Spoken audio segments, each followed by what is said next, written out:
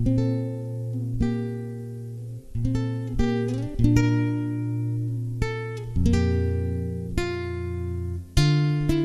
Diyos na makapangyarihan sa lahat, nang lisanin ni Abraham ang kanyang sariling lupain at umalis sa kanyang bayan, iningatan mo siyang ligtas sa lahat ng kanyang paglalakbay.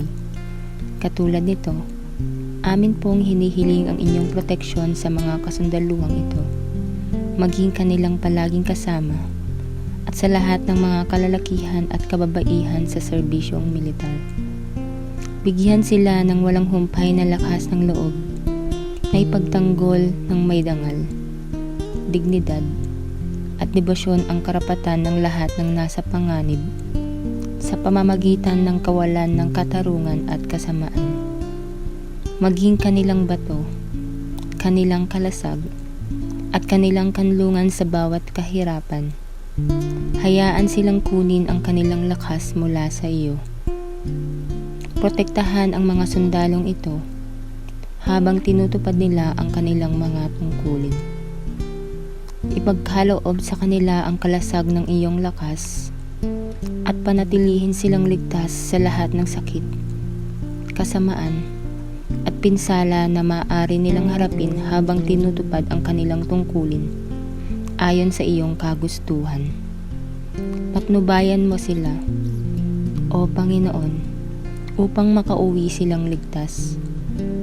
Diyos ng lahat ng kabutihan, tumingin ng may pagmamahal sa mga naghihintay para sa ligtas na pagbabalik ng kanilang mga mahal sa buhay, na naglilingkod sa sandatahang lakas ng aming bansa.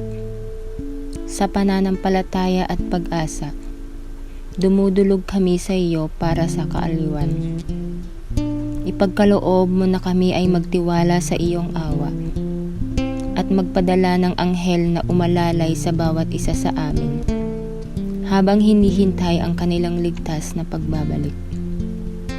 Patnubayan din po ninyo ang mga nangangailangan at mga komunidad na siya nilang pinagsisilbihan. Panatilihin silang ligtas at mailayo sa kapahamakan. Bigyan po ninyo sila ng sapat na pangunawa at gabay, upang sila ay tumalima sa iyong kagustuhan, at madama ang inyong presensya at walang humpay na pagmamahal. Ito po ang aming dalangin, sa ngalan ni Jesus, na inyong isinugo, na aming tagapagligtas.